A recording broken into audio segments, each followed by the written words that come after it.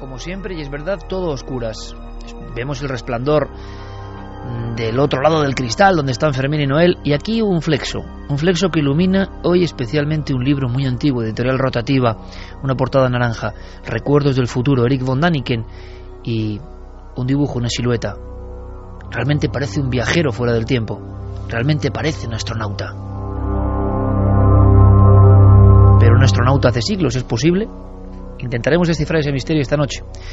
Empezamos con otra cuestión, una cuestión de terror apocalíptico. ¿Tiene que ver con las conspiraciones? Sí, porque parece que hay personas que siempre, incluso en estos días, denuncian cosas que están a la contra. En cuanto se denuncia eso, uno se pone en peligro.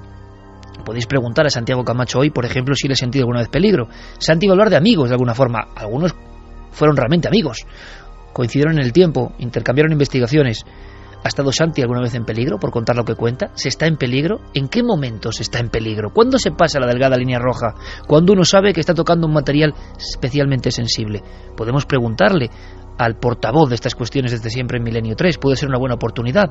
Él haciendo repaso, repito, de ese dossier que yo creo que puede ser uno de los más sentidos y escalofriantes de la historia. Dentro de los temas de Santiago Camacho, morir para contarlo. En su día, ya lo sabéis, hablamos de personas que llegaron demasiado lejos. Eran personas del ámbito del misterio, en su concepto más amplio, más clásico. Hoy nos metemos con la conspiración. Y sin duda, cuando uno toca algunos temas de la conspiración, sabe, como si fuera una aureola etérea, ¿no?, que hay algo quizá parecido a un punto de mira sobre su cráneo.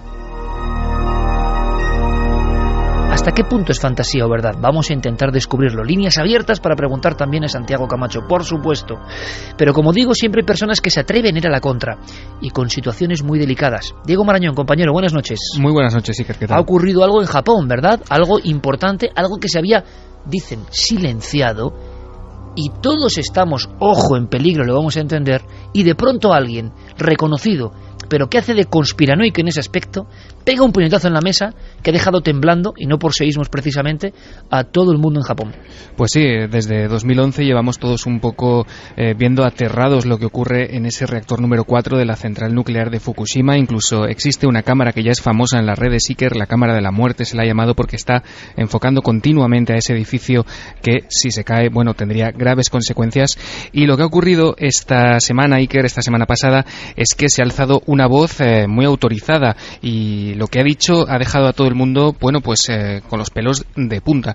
Esta persona que ha hablado es David Suzuki, que es un académico canadiense. Él es locutor, científico, es divulgador de ciencia, tiene una serie muy conocida en Estados Unidos. Él está especializado en genética y tiene, bueno, da clases en la Universidad de la Columbia Británica desde 1963.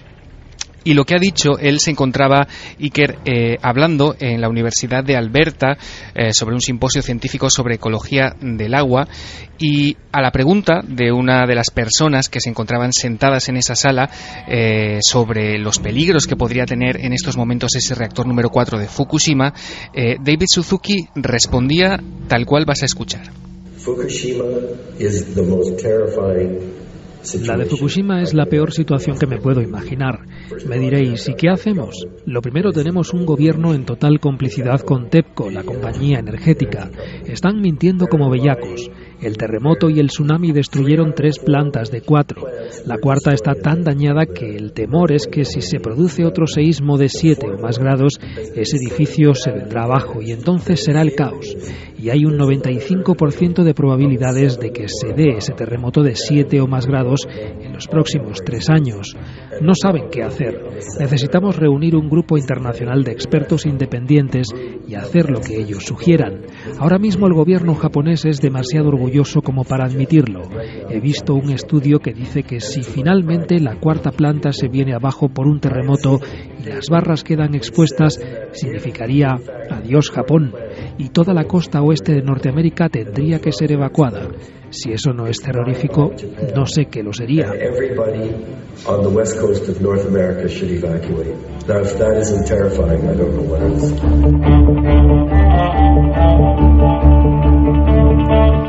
Acaba de hacer una pintura, pues como se hacía en el medievo sobre el apocalipsis, sinceramente.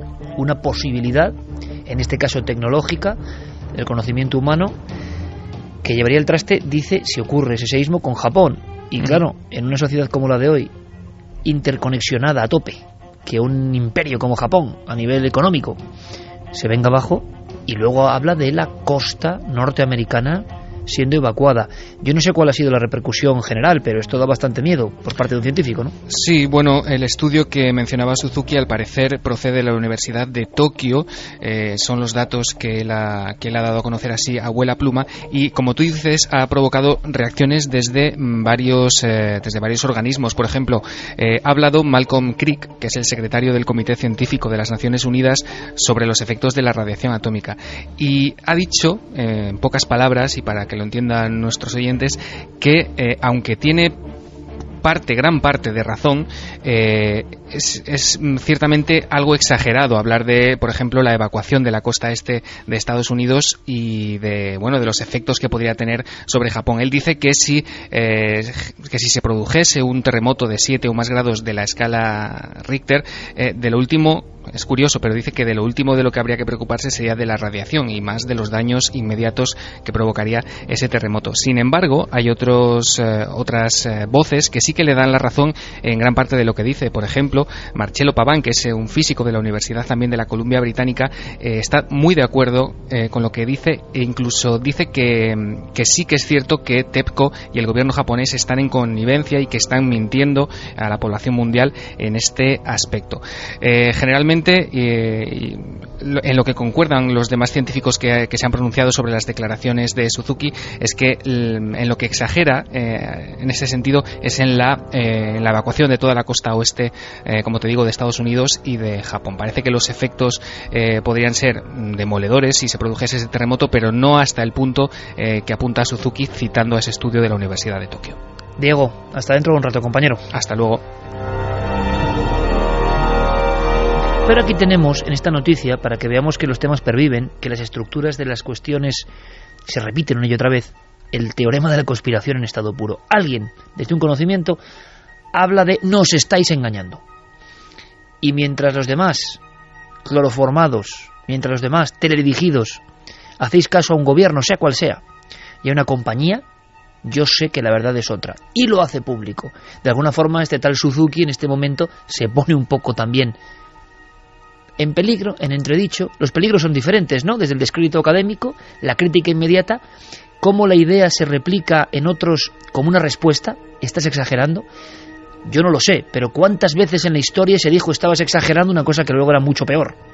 Es como si algunas ideas, y no porque haya personas que conspiren en concreto, sino generan una especie de adhesión inmediata, como si hubiese un miedo profundo, ¿no? Este tío no puede estar diciendo lo que está diciendo. Y ese se convierte ya en conspiranoico, y a veces es marcado. Bien, es un ejemplo actualísimo. Pero Santi lo que ha hecho es recordar a compañeros, sinceramente, caídos en acto de servicio. Se arriesgaron tanto que dieron su vida para contar algo. Quizá no esperaban ese tributo de sangre, pero así acabó la historia. Y no son historias de ficción. Y además, la primera tiene que ver con un asunto que evidentemente está, y no es casualidad, y por eso lo hacemos también, en el punto de mira de muchos. 50 años JFK, la primera gran conspiración. El momento en el que el pueblo deja de confiar en los poderosos. El momento en que las personas empiezan a desconfiar de las actitudes de aquellos que les gobiernan. El momento en que todo el mundo cree que ha pasado algo más de lo que se ha contado. Mañana en Cuarto Milenio, dosier especial JFK a las 11:30. Por favor, si podéis, si os interesa, porque son esos temas que creíamos conocer, resulta que hay mucho más.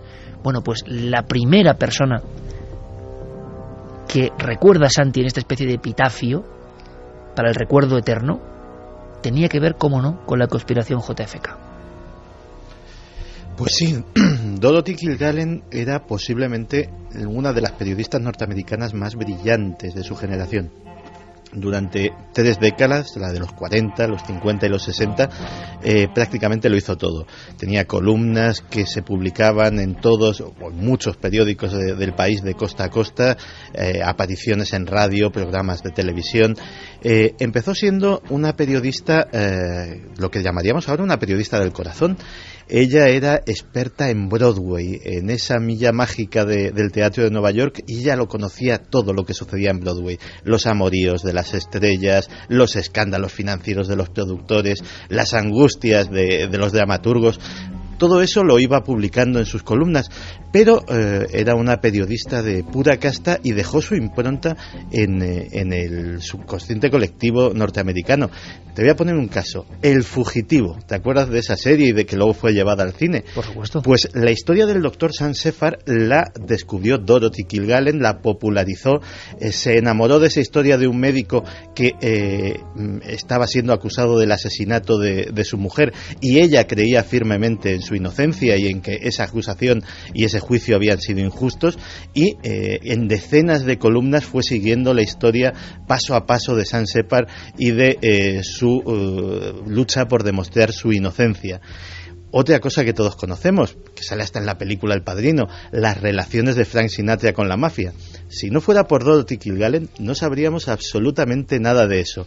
Era la mayor experta en Frank Sinatra, habían sido muy amigos en una época anterior, hay quien dice que amigos muy íntimos, y luego más tarde pues empezó a sacar todas esas conexiones de Frank Sinatra con el crimen organizado norteamericano y sus escándalos con el Rat Pack, con sus amigos de Las Vegas, con los que bebía y cometía toda serie de excesos. Por tanto, hablamos de una persona dentro del mundo de lo frívolo que se va metiendo poco a poco en ciertos temas y que ya son temas espinosos. Pero entonces, ¿qué piedra tocó para morir para contarlo? Pues también tenía, como hemos visto con el caso este del fugitivo, había casos que la llamaban la atención. Por ejemplo, en una época se interesó mucho por los ovnis, y en la década de los 50, por ejemplo, en una de sus columnas escribió: los platillos voladores son vistos con tal importancia que serán sujeto de una reunión secreta de grandes líderes militares el próximo verano. Toda su información procedía de las más altas fuentes.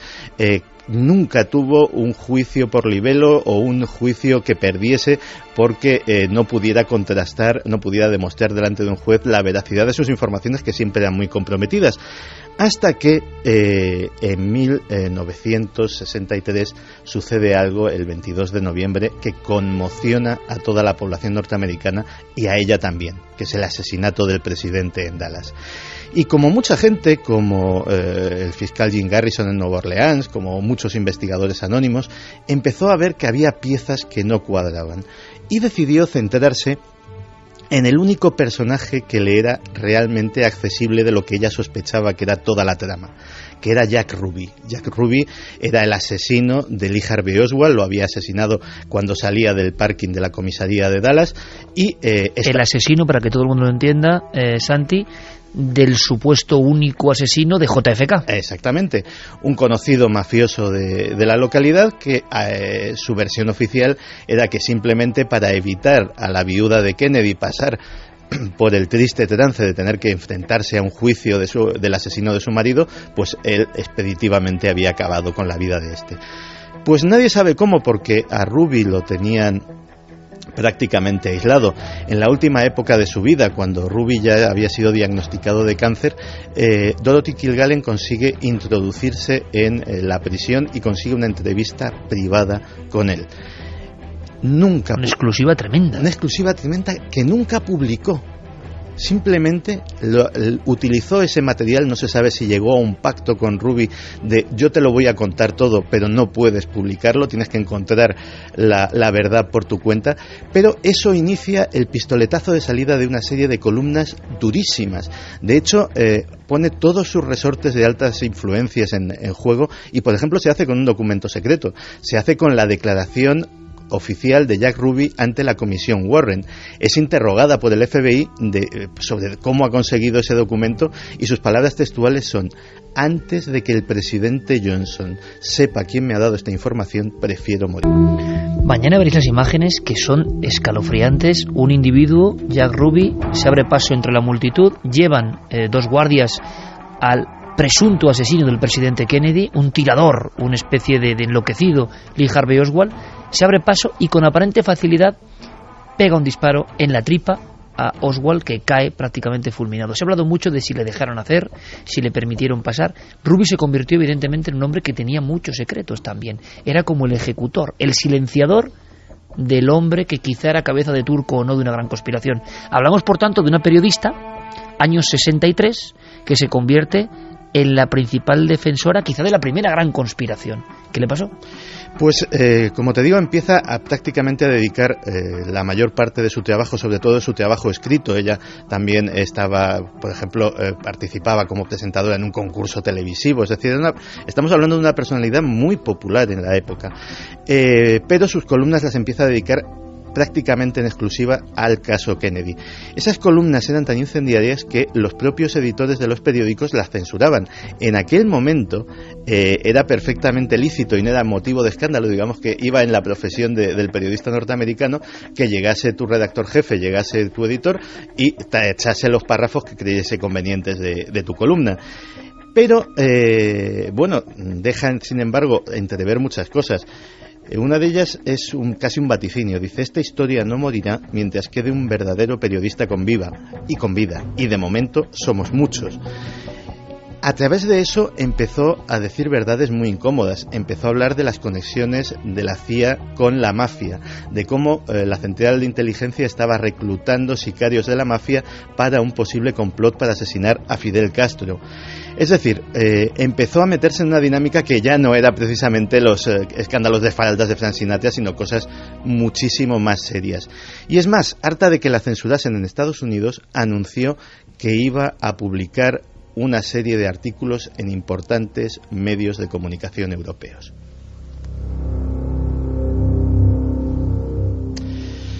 Y ese fue casi su último anuncio público. El 8 de noviembre de 1965 había terminado su intervención en televisión, llegó a su casa, se acostó en la cama y así, en la cama fue encontrada por su doncella. La versión oficial de la autopsia fue una muerte accidental por sobredosis de barbitúricos. Sin embargo, había una serie de cosas que no encajaban. La primera es que el cadáver fue encontrado plácidamente tumbado en la cama con su libro mientras leía. El problema es que Dorothy Kilgallen no podía leer sin sus gafas, y las gafas estaban en el recibidor, donde las había dejado. Por otro lado, las libretas de las que dependía, era una persona con una obsesión compulsiva por anotarlo todo. Tenía decenas de libretas que jamás aparecieron. Tampoco aparecieron ninguna de sus notas ni nada relacionado con el caso Kennedy. Ahí se terminó la investigación para siempre, Santi. Ahí se terminó la investigación para siempre. Varios autores incluyen a Dorothy Kilgallen entre las decenas de muertes extrañas que ha habido y que hubo con relación al caso Kennedy. Pero ese informe de autopsia lo deja como una muerte accidental. 1:56 en Milenio 3, la historia de la primera conspiranoica con el asunto JFK, que muere accidentalmente. Por cierto, no es accidental ya. Fermín Agustí, buenas noches. Buenas noches, Iker. Cuéntanos. Ya somos trending topic en Twitter, Milenio 3. Fantástico. Porque esto nos interesa, porque lo estamos contando en el 50 aniversario de la muerte de JFK, el inicio de la gran conspiración. Y continuamos en esa cuestión permanente de preguntarnos por todo. Es más, aunque sea brevemente, porque estoy seguro que luego, Carmen, tendrás muchas preguntas para Santi también. Javier, ¿tú has sentido en alguna ocasión la sensación de que estabas metiendo el dedo en la llaga? Y eso que tú no has hablado muchas veces de conspiraciones como Santi, que luego tendría cosas que contarnos. ¿Has sentido la sensación de que eras incómodo para algunos poderes en algún momento? ¿O has sentido miedo investigando? No por el misterio, sino por lo que hay detrás, ¿no? Sí, pero solamente una vez, fíjate, y fue en los intensos años 91, 92 de la desclasificación de los papeles OVNI del Ejército del Aire, cuando había muchos intereses enfrentados. Yo en aquel momento trabajaba para la revista Más Allá y estaba publicando continuamente informaciones de todas partes sobre este asunto, y ahí en algún momento sí que en fin, tuve la sensación por lo menos de estar muy muy observado, ¿no? Bien, ¿estaría observado el segundo personaje de esta lista, Santi? Pues seguramente, además es posiblemente el más moderno, y ya hemos hablado aquí de él. Nos tenemos que venir... O sea, hacemos un contraste total. La primera conspiranoica y algo que ha pasado hace poco tiempo. Ha pasado el pasado mes de febrero, el día 2 de febrero de 2013. Philip Marshall, piloto de aeronave, antiguo colaborador de la CIA y de la DEA, la Agencia Antidrogas de Estados Unidos. Había sido una persona con un activismo en el tema de los servicios de inteligencia muy importante, ya estaba retirado, se dedicaba trabajaba para la empresa privada, pero como a Dorothy Kilgallen le acaba sacudiendo también, en este caso, otro gran acontecimiento, del que hablamos también hace muy poco en Cuarto Milenio, el 11S.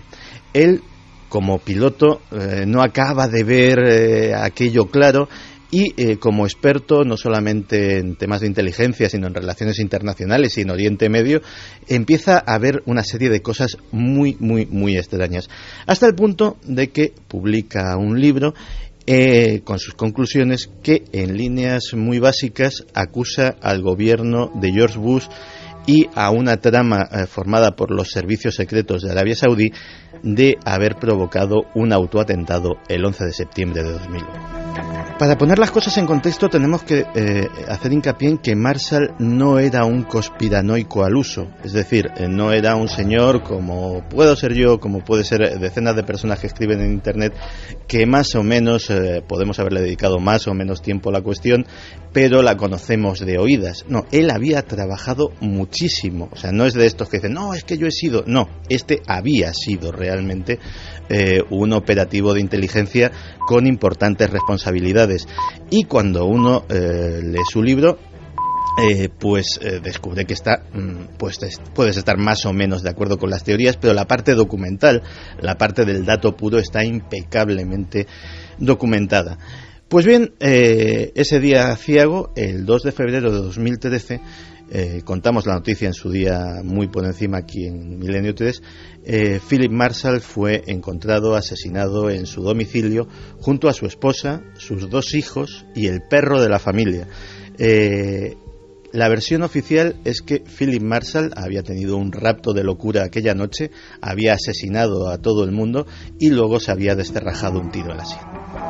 Pero hay, como en el caso de Dorothy Kilgallen, muchas cosas que no encajan.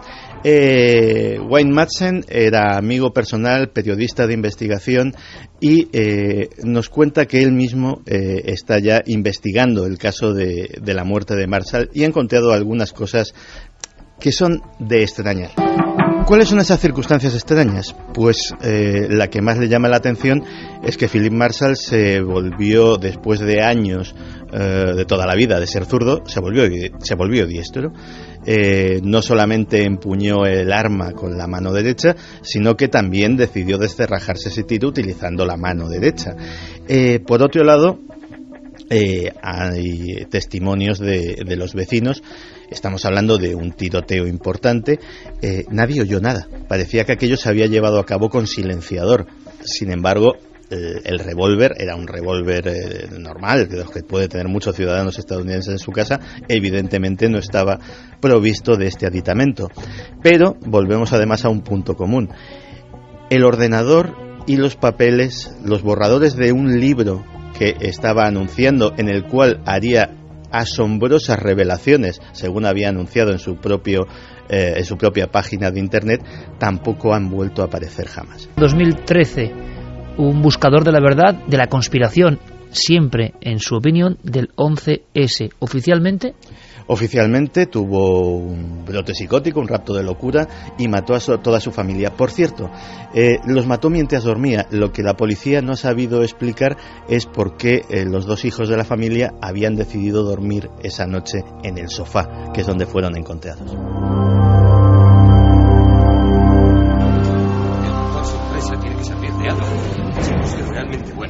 Debéis de haber estado vigilándome un buen rato, ¿eh? Siempre me he dicho que tengo ojos en la espalda, pero ni os he sentido llegar. Vosotros sois agentes de la CIA, ¿verdad? Agentes de la CIA. ¿Qué es eso? Sois agentes de la... Tenía razón, ¿verdad? No, estaba equivocado. Estaba equivocado. Es un error. Vosotros sois de la NASA. Eso es de la NASA. Por favor, chicos, no hagáis eso. Por favor. ¿Qué? Te hemos buscado durante mucho tiempo, Jerry. ¿Le conozco? Y muy bien. Di, Jerry. ¿Con quién has estado hablando? Yo hablo con mucha gente. Soy taxista, ¿sabe? Y no paro de hablar con gente. ¿Quién más sabe nuestro secreto? ¿De qué? Nuestro secreto, Jackie. En la redacción, mientras hablábamos de este recordatorio de cómo iba a estructurarlo Santiago Camacho, ha surgido una pregunta que espero que esta noche quizás Santiago pueda ahondar en ella, o la próxima semana, no lo sé, veremos. ¿Por qué tú no estás en peligro? Si es que no estás en peligro, ¿qué diferencia hay? ¿Qué tenían en común estos casos en concreto para que de pronto alguien apretara el gatillo, si es que fue así? ¿O hablamos solo de circunstancias casuales? ¿Realmente este Marshall estaba como unas maracas? ¿Era una muestra de lo que él defendía y por eso en un momento aniquiló a su familia? ¿O encaja todo demasiado bien? ¿Qué opináis vosotros? Carmen, ¿qué opina nuestro público? Pues hay muchas opiniones. Por ejemplo, Miguel Ángel Cabral dice, hablando de investigadores que se han metido en sendas oscuras y lo han dado todo por investigar y dar a conocer lo que descubrieron, tengo en mente a Andreas Faber-Kaiser, alguien por el que tengo especial debilidad por su carisma y su compromiso. Y que será recordado. Será recordado la próxima semana. La semana que viene hablaremos de personas que hemos conocido, de personas que habéis conocido vosotros y que di Javier, y de personas que he conocido yo. Beatriz nos dice, barbitúricos a lo Marilyn Monroe, qué casualidad. Bueno, es que alrededor de JFK, Santi no lo ha comentado y mañana lo ampliaremos en Cuarto Milenio, hubo más de 100 muertes de personas que habían sido testigos, directa o indirectamente, de algún hecho de todo lo relacionado con el asesinato del presidente. Y es muy curioso porque todos ellos murieron de 4 circunstancias: o de un repentino ataque al corazón, o de un accidente extraño, o de un cáncer fulminante, o asesinados o suicidados en extrañas circunstancias. 100 testigos, ni más ni menos. Mucha casualidad. Y esto sí que es tremendo. Da la sensación de que hay una sombra que se vertebra y que acaba con personas, si es que esto es así. Y ahí está la circunstancia. ¿Qué tienen que tener estas personas? ¿Llegar a la verdad? ¿Es el motivo principal? ¿Tienen un secreto que es demasiado importante? ¿Qué más indagan nuestros oyentes? JS Flechillas dice, a mí me resulta curioso que Marilyn, amante de JFK, muriera y poco después lo hiciese él. JFK mató a Monroe y se vengaron de él. Alexis So dice, la muerte de Yasir Arafat también fue una conspiración, envenenamiento o muerte natural. Shazak dice, lo de Santi no tiene precedentes. Si algo le ocurriera a ningún milenario creeríamos supuestos accidentes. Ánimo, Santi. Lucía Pinazo dice, los científicos conspiranoicos, los que cuentan datos, nadie está a salvo. Quien no interesa, se quita de en medio. Lolo González, hay que ponerle guardaespaldas a Santi Camacho conspirando contra su mejor activo. CR7 dice, oye Santi, revisa siempre la pasta de dientes por aquello del plutonio. Jorge González, a estas alturas ya no se puede encargar a Santi Camacho. Siendo tan famoso, su muerte resultaría muy sospechosa. Están preocupados verdaderamente por ti, Santi. Pues ahora le vamos a preguntar a Santi, y nos alegra que os estéis preocupando por él. Nosotros también, evidentemente, pero tiene que haber algo que lo hace distinto. Quizá precisamente el ser tan conocido. Santi es un personaje de la cultura de masas de este país ahora mismo, ¿no? Evidentemente. Entonces, ¿eso qué ocurre? ¿Que lo protege? Pero hemos hablado de personas que también eran célebres. Luego responde, Santi, ¿te parece? Luego hacemos un interrogatorio muy personal. Por cierto, no os perdéis esta noche uno de los nuestros, ¿eh? La semana pasada Santiago Camacho. No os lo perdéis esta semana. Santi, tercer personaje a continuación.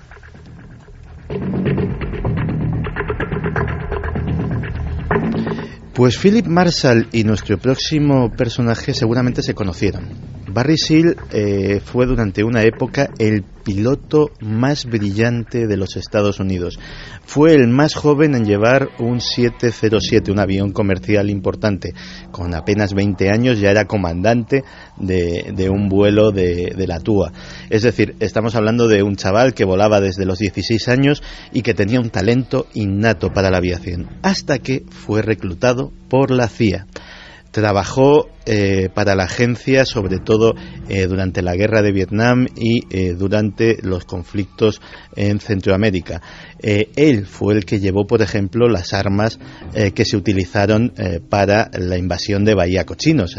Esos transportes de armas se llevaron a cabo en su avión. Trajo cantidades ingentes, parece ser en la época de la infame era América, de drogas del Triángulo de Oro para financiar operaciones clandestinas en Estados Unidos. Y en la última etapa de su vida estuvo implicado en lo que luego se conoció como el escándalo Irán-Contra. Barry Seal no es precisamente un héroe, digamos que es el verso suelto de esta historia. Barry Seal fue un héroe a la fuerza. Después de ver toneladas de droga pasar por su avión, millones de dólares al cambio, etcétera, etcétera, decidió sencillamente instalarse por su cuenta. Hasta que le pilló la DEA, le pilló la Agencia Antidroga norteamericana y le ofreció un trato. Trabaja para nosotros, cuenta lo que sabes y pues no te metemos en la cárcel. El problema es que sabía mucho, sabía demasiado. No solamente la DEA se esperaba encontrar con una persona que le iba a hablar pues de los negocios sucios del cártel de Medellín, que le iba a hablar de las redes de narcotráfico en Estados Unidos, pero Seal empezó a hablar de la CIA, de cómo se financiaban determinadas operaciones, de cómo se hacían operaciones para incriminar a los sandinistas en el tráfico de drogas, de cómo se pagaban con droga armas que se compraban para la contra nicaragüense. Y todo aquello pues no se podía consentir. La condena que obtuvo fue benévola, pero también fue su maldición. La condena que obtuvo fue sencillamente 6 meses de servicios sociales en el Ejército de Salvación. Pero había una salvedad. Mientras estuviera con el Ejército de Salvación, con esa ONG norteamericana, no podía tener escolta policial. Pasó apenas un par de semanas y uno de los días, cuando estaba aparcando su coche en el parking del centro, donde ayudaban pues a drogadictos, alcohólicos, indigentes, etcétera, etcétera, se acercó un hombre con un subfusil y los testigos dicen que lo único que hizo Barry Seal fue, en un gesto extraño, supongo que fruto del miedo y de la sorpresa, taparse los oídos para no oír la detonación que acabaría con su vida. Todos, de momento, personajes norteamericanos. En el mundo, por ejemplo, de Rusia, ¿habrá ocurrido esto? Imaginamos que sí. ¿De China? Imaginamos que sí. Quizá nos sorprendamos. 4º personaje de la lista. Estamos haciendo algo que no creo que se haya hecho en las redes de este país. Un recordatorio de esos investigadores de temas demasiado sensibles y que acabaron en la cuneta. La mayoría de ellos con algún trabajo, alguna cuestión inacabada o robada. 4º caso. Pues el 4º y último de esta noche también es norteamericano, pero efectivamente, sobre todo últimamente en Rusia, hay mucho de eso. El último caso también es norteamericano y es diferente a los demás, porque estábamos hablando de periodistas, de personas que tenían relaciones con los servicios de inteligencia, pero Milton William Cooper era un conspiranoico de libro.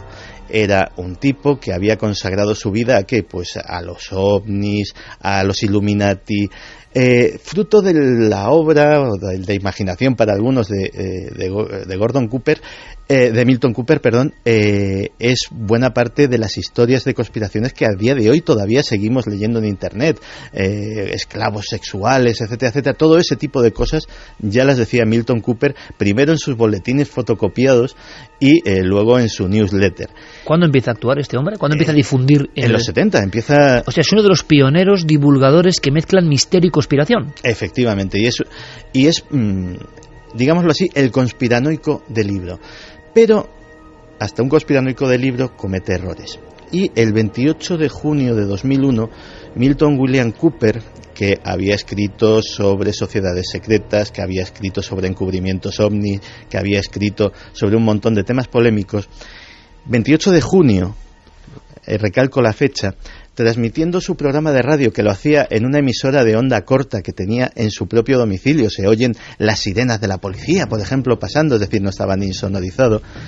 Transmitiendo con su radio de onda corta, en ese programa que solo escuchaban pues unos pocos incondicionales para los que era un referente. O sea, el ejemplo de lo que está pasando ahora mismo en la red. Muchas personas fieles, casi fanáticas de personajes, y me parece bien en el aspecto de que ahora cualquiera puede hacer su programa. Y lo digo desde la cadena SER, o sea, lo digo desde un medio poderosísimo como es este micrófono amarillo. Pero a mí, como persona, me gusta que cualquier individuo en su casa, con una cámara y un micrófono, puede difundir cosas a los demás. Me parece bien. Lo harán mejor, lo harán peor, a algunos les apasionará. Y hay gente que espera con ansia a ese investigador que desde su casa cuenta cosas. Me parece interesante, pero este es un pionero en eso también. Pues, y me estoy poniendo pesado con la fecha, pero es importante, el 28 de junio de 2001, Milton William Cooper dice en su programa de radio que los Estados Unidos, en algo más de 3 semanas, deberían prepararse para un estremecedor ataque del cual sería culpado Osama Bin Laden, pero que en realidad iba a ser orquestado por el mismo gobierno.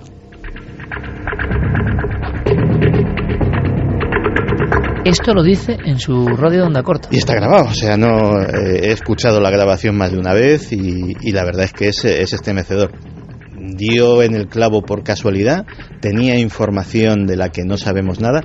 El caso es que escribió 3 libros en su vida y son libros muy interesantes, pero como también le sucede a muchos conspiranoicos, Cooper era un tipo bastante excéntrico. Podíamos denominarle también como un precedente de los survivalistas a los que hacía Javi Pérez Campos relación hace un tiempo. Y era un personaje también con unas ideas políticas un poco radicales. Lo cierto es que el 5 de noviembre la policía se acerca a su casa y según la versión oficial simplemente era por una infracción de Hacienda. Era por una infracción de Hacienda por sus ideas políticas. Se había declarado insumiso fiscal y había determinadas cosas que había dicho que él no pagaba, porque él no quería colaborar con esto y que pagaba solamente la parte de sus impuestos que fuesen pues a sanidad, educación o lo que fuese. Y lógicamente pues había ido la policía a interesarse por esto.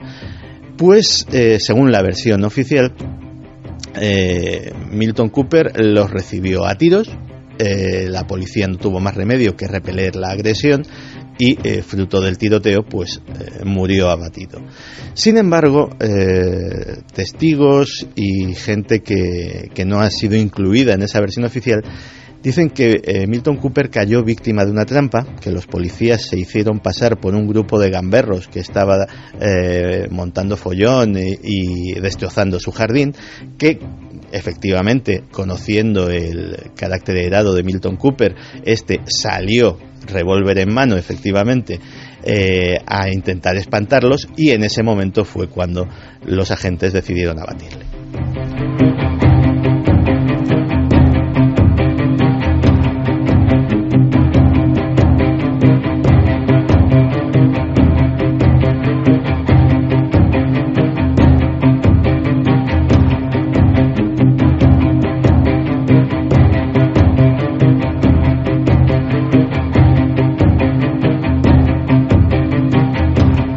Ha ocurrido algo 2 y 16 minutos. Milton Cooper, personaje también relacionado con el 11S y muerto en extrañas circunstancias. Se puede pensar en casualidad, excentricidad, accidente, lo que sea, o que hay algo más. Y por qué unos mueren y otros que también han denunciado cosas no. Pero cuando está Santi enfrascado en esta historia, en recordarnos estos 4 personajes, Javier Sierra, eso sí, sigilosamente veo que escribe algo en un papel. Es este papel, ¿no? Os lo voy a leer. Solo hay una corta frase. Yo le conocí.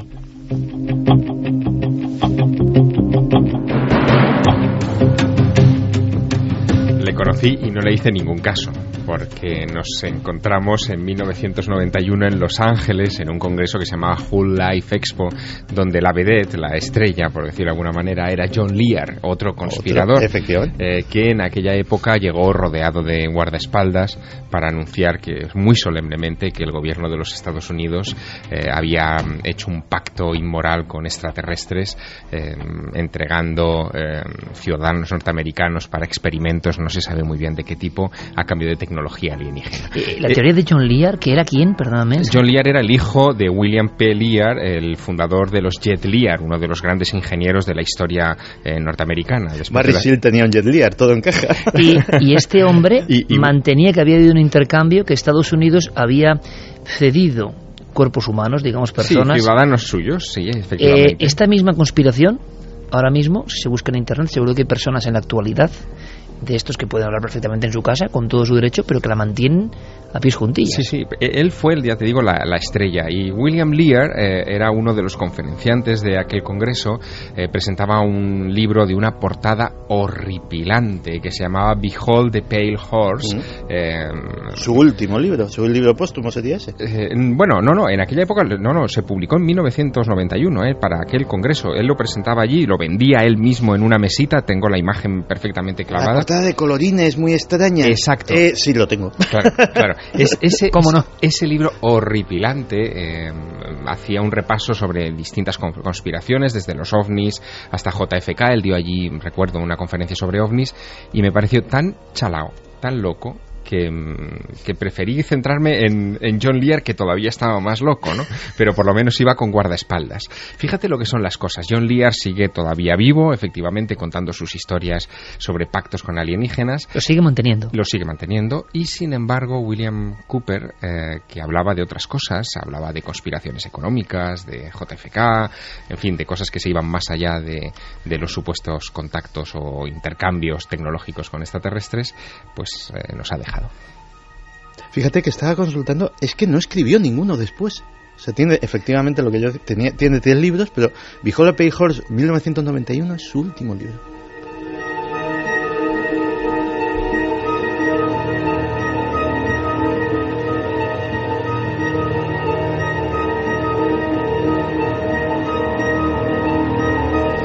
Dos y 20. Enseguida viajamos a lo más hondo y salvaje, ¿no?, del mundo antiguo, para penetrar en una cripta asombrosa que ha dado mucho que reflexionar, que pensar, que conjeturar. Pero evidentemente, Carmen, habrá más cuestiones, porque hemos rescatado un póker de caídos en combate. Murieron para contarlo. ¿Hasta qué punto enloquecen con la historia? ¿O es que de verdad tienen una verdad profunda, amarrada, que casi nadie comparte, y lo que les vuelve locos es la evidencia de que están tocando algo real y que el resto del planeta no les cree? Preguntas. Pues Jonathan nos dice, según Estados Unidos, cualquiera que no acepta la versión oficial y sus políticas será considerado terrorista. ¿Pasará esto con nosotros? Marta nos dice, Estados Unidos tiene mucho poder y si a alguien le molesta, lo borra del mapa y maquillan la realidad. Pilar Dueso, Santi, ¿quién aconsejó a JFK salir con el descapotable? ¿Estaba previsto el asesinato?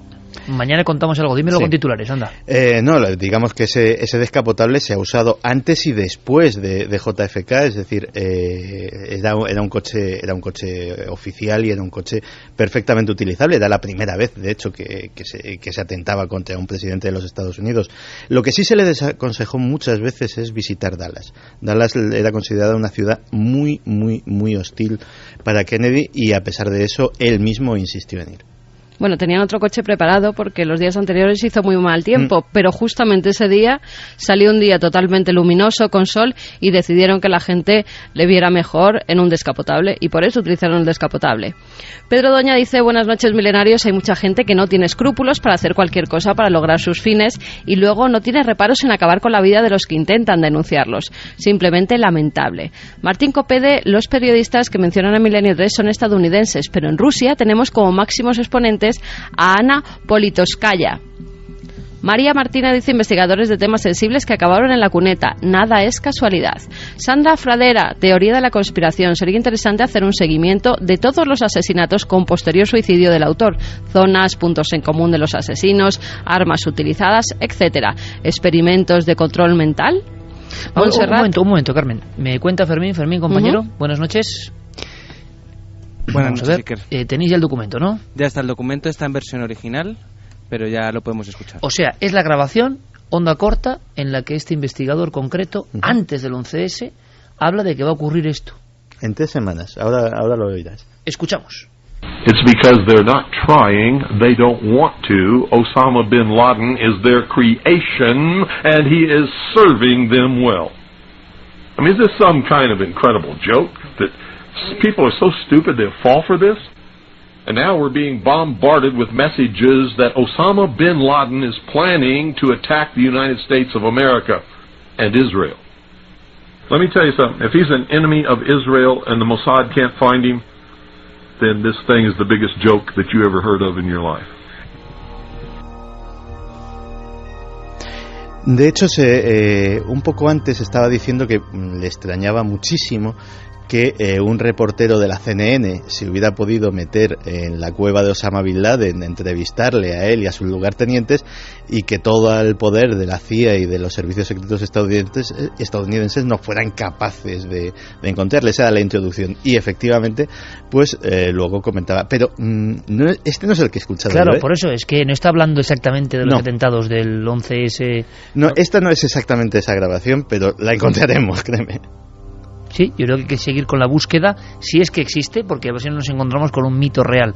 Claro que habla de Osama Bin Laden, pero cuando ya estamos hablando de otra época incluso, es decir, no en el momento de las Torres Gemelas. Así que seguimos buscando, y por supuesto las redes con Guillermo León, con Diego Marañón, porque a mí sí me interesa saber si este hombre realmente se adelantó al tiempo, porque una cosa es convertirlo en leyenda y decir que ocurrió así, y otra cosa es tener los documentos y comprobarlo. Así que si podemos, a lo largo de la noche, aunque estemos con otros temas, sería muy interesante. Surgen ahí también voces de repente. Esto ha sido un extraño Esto era objeto sonoro no identificado. Lo que acababa de poner la grabación en mi ordenador, que lo tengo encima de la mesa, porque yo sí la tengo aquí. Perfecto. Pero otra cosa es pasarla por... Bueno, pues vamos a ver si podemos en un momento dado pasarla, porque sería muy interesante, y perfectamente, a ver si podemos incluso traducirla directamente y podemos disfrutarla en la siguiente hora del programa, porque es un documento que sí que sorprende, ¿no? Que llama la atención. ¿Cómo es que alguien en un programa casero... Yo he escuchado esta historia, pero nunca he escuchado la grabación, así que a ver si a lo largo de la noche podemos escucharla. Más preguntas, Carmen. Entidad Oscura nos dice: yo creo que uno de los casos más famosos de persecución en la sombra es la de Bob Lazar. Montserrat Monclús, ¿cómo haces, Santi, para enterarte de todas esas cosas? ¿Sigues confiando en el género humano a pesar de todo? Saludos milenarios. Bueno, pues paramos aquí y concluimos este póker de ases, Santi, con una pregunta que imagino que está en la mente de muchos oyentes de Milenio 3 esta noche. ¿Tú te has sentido en peligro en alguna ocasión? Y si no es así, ¿qué te diferencia de esos otros personajes que estás comentando? No me he sentido en peligro real. Tal vez cuando escribí el libro sobre neonazis, pues lógicamente pues hubo gente que no es de talante muy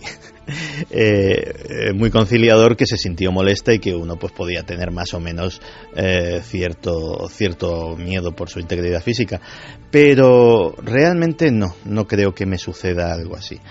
Los que nos dedicamos a esto y los que hacemos denuncias de temas, llamémoslo así, de conspiración, tenemos que ser conscientes de que, vale, hacemos un servicio a la comunidad y contamos cosas que no cuentan otras personas, etcétera, etcétera, pero también hacemos un papel de tontos útiles.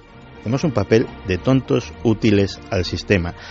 Porque un día Santi Camacho se mete con una gran multinacional, otro día se mete con la industria farmacéutica, otro día se mete con la CIA y otro día se mete con los servicios secretos rusos, por poner un ejemplo. Y no pasa nada. No pasa nada. De hecho, al sistema le viene bien. Es decir, está bien, ¿no? Hay libertad de expresión, se puede hablar de lo que se quiera. Hay tipos incluso que se atreven a denunciar estas cosas. Si te fijas, estas 4 personas y las 4 que vamos a mencionar la semana que viene son diferentes en una cosa: se centraron en un tema, mordieron una presa como un perro de caza y no la soltaron, y esa presa, lejos de estar indefensa, tenía unas garras muy afiladas y se revolvió y acabó con ellos de un zarpazo. O sea que en tu mundo, Santi, la hiperespecialización puede ser peligrosa, ¿no? No sé, vamos a ver, fíjate, un periodista de investigación, afortunadamente todavía vivo, me dijo una vez algo muy parecido a lo que acabo yo de decir. Me dijo, mira, un día todos, o casi todos los que estamos en esto, nos encontramos la historia. Y sabes que es la historia cuando empiezas a tener miedo por tu vida. En ese momento ya sabes que es la historia.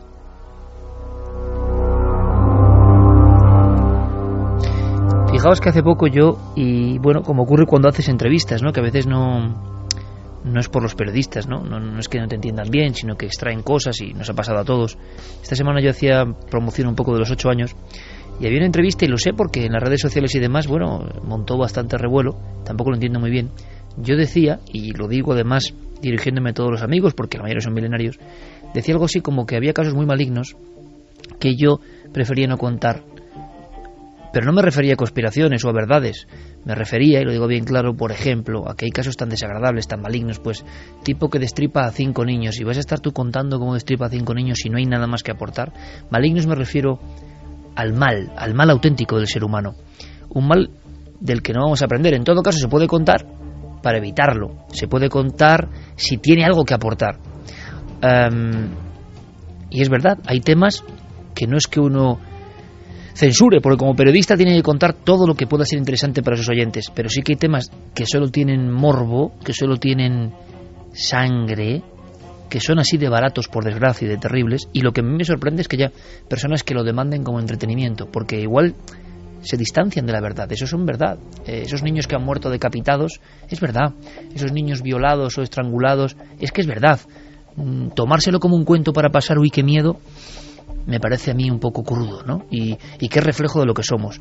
Nosotros queremos contar cosas para aprender, para saber, lo ha contado Santi, a veces evidentemente para defendernos, y en ocasiones acudir al mal y bordearlo, pero a eso me refería, por ejemplo, no porque haya poderes que te metan miedo y haya grandes verdades que no vayas a contar, sino porque hay temas realmente nauseabundos y que no aportan nada ni a ti ni a la audiencia. Hubo un caso en marzo donde se relacionaba un caso criminal con apariciones, y a mí sí, estaba recordando ahora, yo sí sentí de miedo importante, miedo personal, y no lo hemos contado, la investigación está inconclusa, pero era muy impactante, muy tenebroso, un descuartizamiento, unas apariciones, un caso antiguo, terrible, un poco tabú, y que revivía con una serie de visiones que comprobamos que parece que eran reales, ¿no? La eterna visión de una mujer en la carretera, una mujer fantasmagórica, una mujer troceada, ¿no? Y que volvía a verse después de mucho tiempo y que contaba de alguna forma su secreto, y que luego todo eso se intercalaba con una historia de intereses criminales terribles. Claro que esas historias llegan de vez en cuando, y son historias de la náusea también. Es sorprendente que haya muchas personas que quieran no aprender, sí, a veces con inquietud y sobrecogimiento, pero aprender con la náusea no me parece a mí muy atractivo, ¿no? En ocasiones. Por eso las fronteras siempre están difusas. Hay veces que llega la historia y uno lo sabe, tiene que contarla, y por eso algunos mueren en ese proceso tremendo. Vamos a hacer una cosa. Queda pendiente la segunda parte, ese dossier de Santiago Camacho, al que esperamos tenerle con nosotros muchos años, evidentemente. Dios quiera. Claro, y que lleva muchos años contando conspiraciones. Como Javier Sierra lleva muchos años persiguiendo quizá a los instructores del pasado, a aquellos que vinieron y dejaron un legado tan extraño, tan diferente, quedaron marcados en la piedra. Antes, una cosa, amigos. Rápidamente, vamos a conectar con Guillermo León, con nuestro compañero, porque quiero que nos cuente algo en un minuto y después nos marchamos. ¿Nos marchamos a dónde, Javier? ¿A qué país? Nos vamos a México, al corazón maya de México. Con unos sonidos que te agradezco y te va a agradecer la audiencia enormemente. Pero es que ahora mismo, en la nave del misterio, en ingridjiménez.com, en Nave del Misterio en las redes sociales, nuestras vías de contacto, ya lo sabéis, en la web, tenemos una galería curiosa. Una galería de verdad extraña. Y es que ha habido mucho impacto con el tema chemtrails. Yo no sé, sigo sin saber muy bien qué es lo de los chemtrails. Lo sigo sin saber, sinceramente. No es que esté ocultando información, sino que realmente no sé qué pasa. No sé distinguir las estelas de condensación de los aviones de los chemtrails. Pero Guillermo León, compañero, buenas noches. ¿Qué tal? Buenas noches, compañero. Conectamos con la sana, ¿no? Aquí estábamos escuchando a Santi y bueno... Y tenías miedo ya tú también. El teléfono y Fermín, sus cosas. Vamos a ver, compañero. ¿Qué tenemos en la web, rápidamente? Pues rápidamente tenemos una galería fotográfica de, bueno, unos documentos yo creo que bastante interesantes de supuestos chemtrails que desde muchos puntos de España pues nos han llegado esta semana. ¿Te ha sorprendido alguno? Primero, ¿te ha sorprendido el aluvión de fotografías, la cantidad tremenda que ha recibido de toda España? Yo te lo comentaba esta semana. Respecto a otros temas, pues yo creo que sí, que esta semana hemos tenido una verdadera inundación de fotografías. ¿Te ha sorprendido alguna especialmente? Pues no sé si habéis tenido ocasión de ver la galería. Hay algunas, por ejemplo, en Zamora, donde precisamente hablamos del reportaje. Y hay una en Cantabria, por ejemplo, impresionante, que sale como atardeciendo, amaneciendo, y todo el cielo surcado por extrañas estelas paralelas, ¿no? Hay una, creo que es la que te refieres de Santander, y sí, de hecho la tenemos creo que de portada, porque es realmente impresionante, ¿no? Hemos hecho una pequeña selección, creo que son medio centenar de fotografías, y yo creo que de todo tipo. A mí desde luego me ha sorprendido, creo que a Javi Percampos también se lo comentaba esta semana, y también se ha quedado un poco sorprendido, porque bueno, una cosa son lo que todo el mundo los comenta, son estelas de condensación y tal, pero otra cosa es estos verdaderos pictogramas que nos han enviado, bueno, en forma de fotografía. Pictogramas, claro. Tú lo has dicho, y ahora mismo Javier Sierra, lo que es la tecnología, acaba de poner su tablet en posición horizontal, en posición vertical de alguna forma, y estamos todos viendo ahora mismo pasando.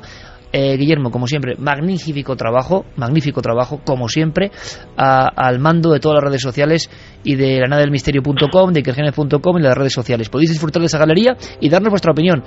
Guillermo, gracias, te dejo con tus ordenadores, compañero. Nada, aquí seguimos, que tenemos que Fermín no va a sorprender. Gracias, compañero.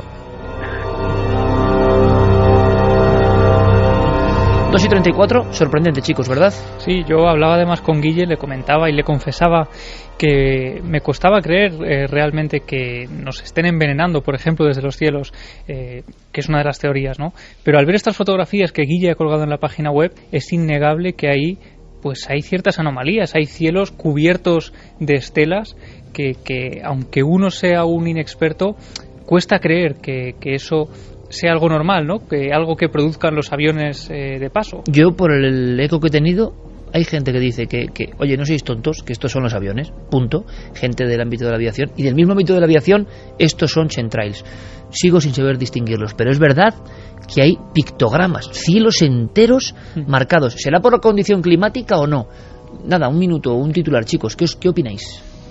Hay algunas tremendas, ¿eh? Vamos a ver, no es, lo he dicho aquí, o sea, no es ningún secreto. Yo cada vez soy más creyente, digámoslo así, y la verdad yo, algo que hemos visto todos, prácticamente todos, yo me preguntaría, por ejemplo, ¿qué posibilidades hay de que de forma casual dos rutas aéreas sean perfectamente perpendiculares? Caramba, que no, perfectamente.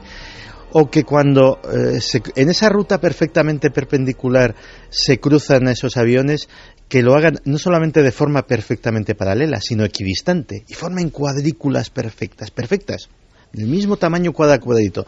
Pues a mí me parece curioso. O sea, me parece como poco retador hacia las leyes de la estadística. Yo, y me van a matar, pero no acabo de ver bien. Tampoco sé el sentido de una conspiración que nos envenena y deja esas marcas, ¿no? O sea, más evidente imposible, no lo sé. Javier. Yo estudié hace algunos años un caso en la provincia de Soria de ladrones de nubes, donde se hablaba de unas avionetas que supuestamente... Y que eso era verdad. Sí, que claro, cuando yo llegué allí era una leyenda urbana, o aparentemente una leyenda urbana. Se supone que había unas avionetas que lanzaban algo a la atmósfera para disolver nubes y que no lloviese, y que una zona del Moncayo estuviera más seca que la otra vertiente de la misma montaña. Hace ya unos 15 años, sí. Y entonces fue mi primer contacto con esta conspiración aérea, porque se hablaba de que nos estaban envenenando, que estaban lanzando algún tipo de producto en el cielo. Yo lo tomé con mucha prudencia, con prudencia periodística, pero lo conté. Y la verdad es que desde entonces hasta ahora eso no ha dejado de sucederse. No solamente son los chemtrails, también siguen en muchas partes, no solo de España, sino de toda Europa, no solo de Europa, sino también de América y de África, las historias de aviones ladrones de nubes, de agentes contaminantes que se cree que se lanzan para, en fin, acabar con cultivos o para desertificar unas zonas a favor de otras. Si esto es así, si estas conspiraciones finalmente se demuestran, tendremos, bueno, la enésima prueba de la perversidad del genio humano. ¿Dónde nos vamos, Javier? En punto concreto. Bueno, nos vamos a ir ahora mismo a Palenque, en México, quizá el santuario maya más importante que tiene ese país. ¿Quieres que escuchemos un documento y ahora, después de escucharlo, nos cuentas qué estabas viviendo ahí? Podemos contarlo y escucharlo, claro. Venga.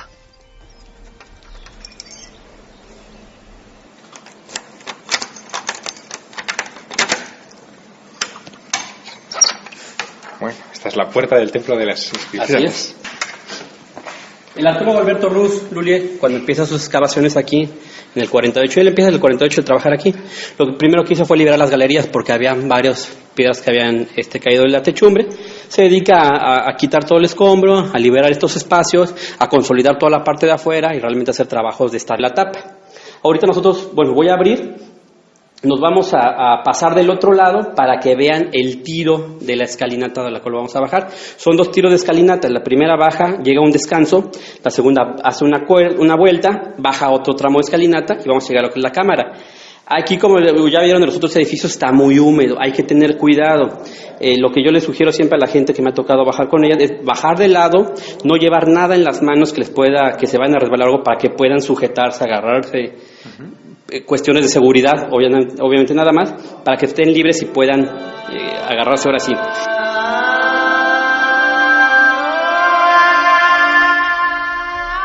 Con emoción escuchabas el resonar de la apertura del templo de las inscripciones. ¿Cómo conectar con todo nuestro público y hacerles saber lo importante que es ese lugar cerrado durante muchos años? Estamos en medio de la selva, en un lugar que los arqueólogos del Instituto Nacional de Antropología e Historia luchan diariamente por mantener a salvo. Ellos me contaban que si dejaran durante un año de cortar el césped, de mantener a los árboles y las semillas que caen diariamente en esa zona muy fértil, la selva se terminaría comiendo en apenas unos meses ese lugar. Ese lugar fue encontrado ya hace bastante tiempo por españoles en el siglo XVIII, los mandó Carlos III cuando estaba en Europa la fiebre por Pompeya.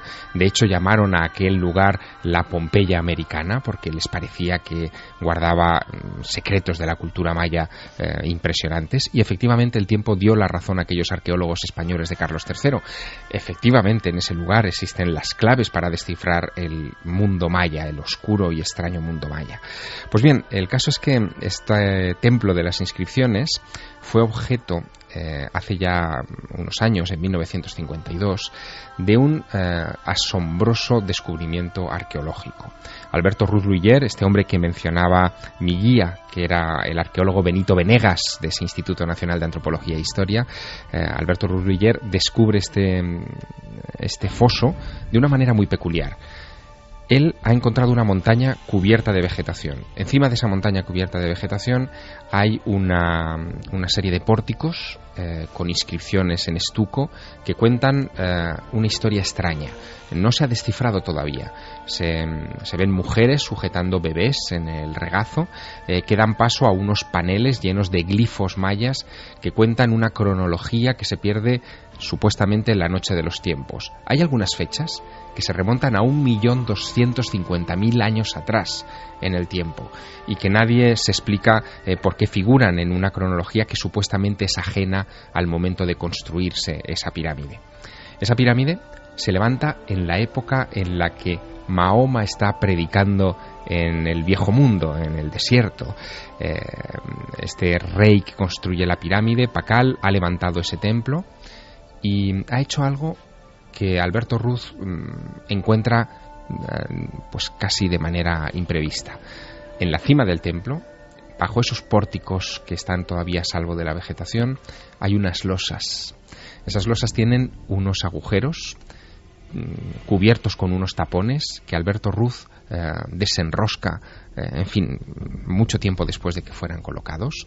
Se da cuenta de que por ahí cabe una gruesa maroma, la coloca, la anuda y con unos cuantos operarios que él contrata de la selva, de los que viven cerquita en el pueblo de Palenque, tira de ella y descubre que esa losa efectivamente se mueve y que debajo de la losa hay algo.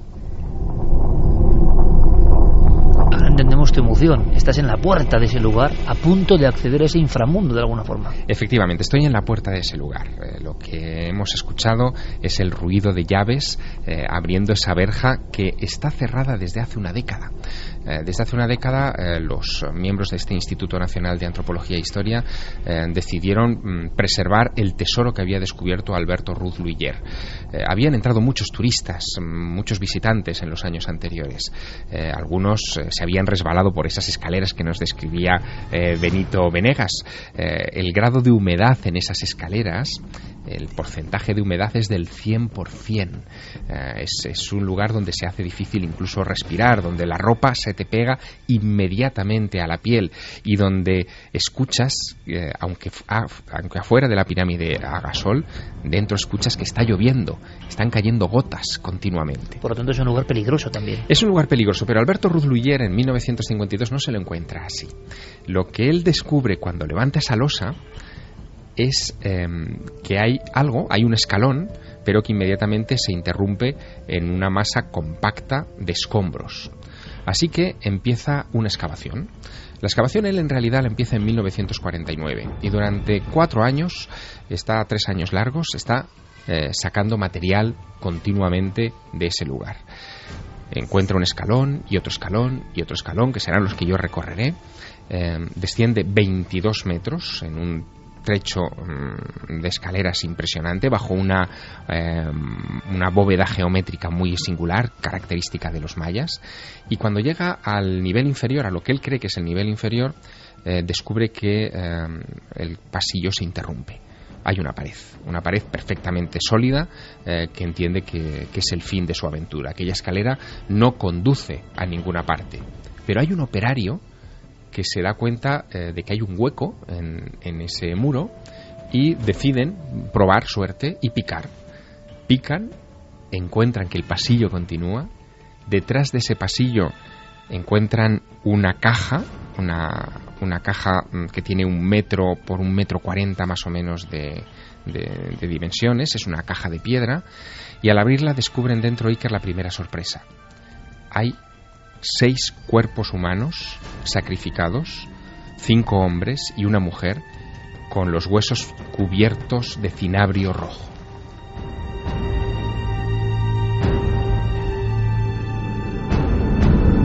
Los esqueletos rojos. ¿Quiénes eran? ¿Qué hacían allí? Pues eran hombres jóvenes, o eran muchachos jóvenes, ¿no?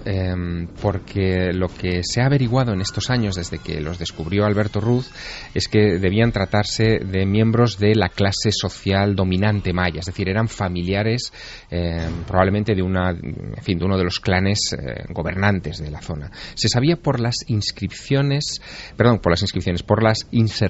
de jade que tenían en sus dientes. Los dientes estaban tallados, algunos en forma de T, por ejemplo, y dentro tenían incrustados piececitas de jade, que el jade era un material muy valioso y solamente accesible a la casta dominante. Tenían los cráneos deformados, que también era una de las características de la casta dominante.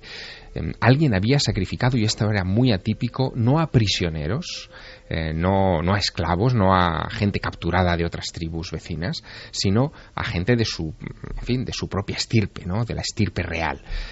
Aquello no hace más que crear misterio, ¿no? en torno a lo que pueda estar enterrado allá.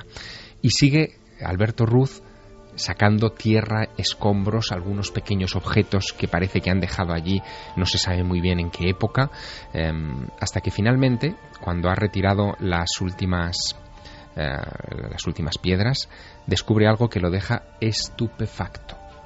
Hay una puerta al final de aquel recorrido, pero no es una puerta cualquiera, es una puerta triangular, de 2 metros de alzada, que parece sellar el acceso a una cámara o a algo que nadie ha visto todavía.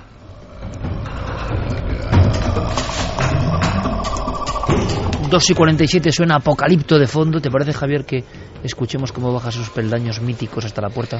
Claro, porque Benito... Peligrosos, digo, ¿eh? Sí, Benito Venegas me advierte de que debo andar con cuidado. Yo desciendo esos peldaños el último. Somos una pequeña comitiva. No adelantes, ¿eh? Una pequeña comitiva de 3 personas. Viene también Eva, viene mi mujer. Y si quieres ¿Y pasa algo? Sí, lo escuchamos. No vamos a contar qué pasa. Vais a escuchar lo que pasa. Peldaños muy empinados, húmedos. Agua, húmedos. Javier emocionado grabando todo esto para Milenio 3. Escuchamos, por favor. Nosotros desde ahorita hasta abajo son más de 36 metros. Como yo les comentaba, la cripta está a 2 metros por debajo del nivel de la plaza. Entonces, pues vamos a empezar a bajar del lado derecho, cuando me péguense el lado derecho, izquierdo, como decidan. Nada más hay que tener libre las manos para que no vaya a pasar absolutamente nada.